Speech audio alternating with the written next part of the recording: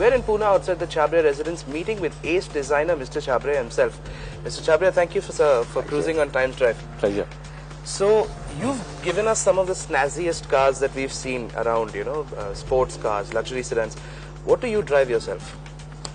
I drive a standard issue Mercedes S-Class. Don't you think that's a little strange considering... Well, it's not strange if you consider that I'm in my daily life, I'm surrounded with all the exotic metals that I create. So it's like a case of having too much. In the initial years when I started the company, I used to drive my own cars because I had to popularize the brand and the inquiry base and the curiosity.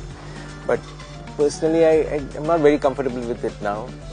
I would love to drive sometimes when I'm feeling low or I'm in a foul mood. I drive my own cars because I call them mood elevators, because then I get a thumbs up response from just about everyone.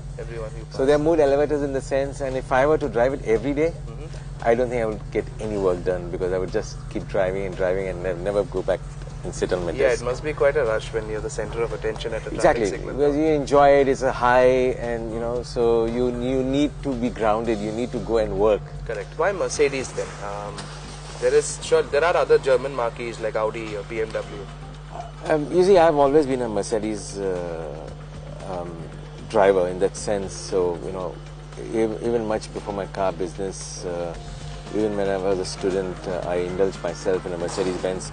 I like the way Mercedes-Benz sorts the suspension systems on the cars, especially for a country like India.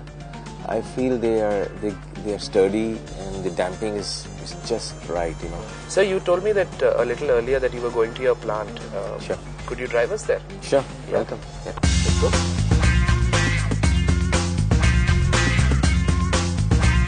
When first of all did you learn how to drive? I learned to drive when I was, I think, 12 or 13. I actually started driving my own car to school at the age of 14. Okay. I remember I used to wear half pants and I used to take my Volkswagen Beetle and park it in school and drive back home. So you learned how to drive on a Volkswagen Beetle? Yes. Oh, that was my car.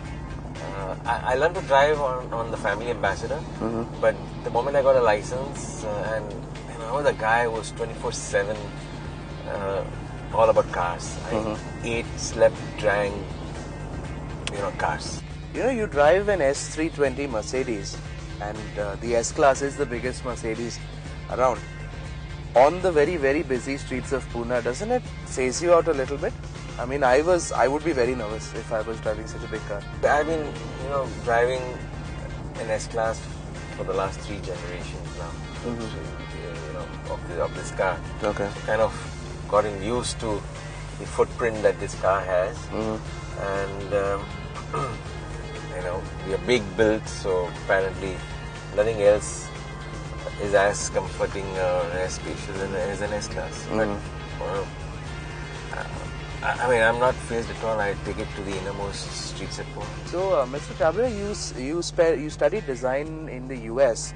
Right. You were on the West Coast in California, which is pretty much the hub of customs and hot rods and things like that. Yeah. Could you tell us a bit about interesting cars that you might have driven at that time? Well, this was late 70s, and the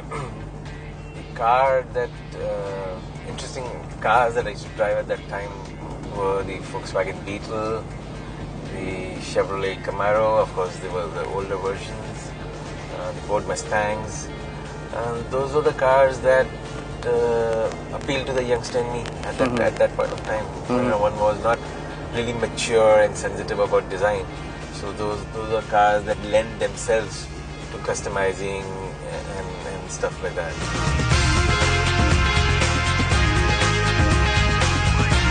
Well, Mr. Chhabria, that was a great drive and a great chat.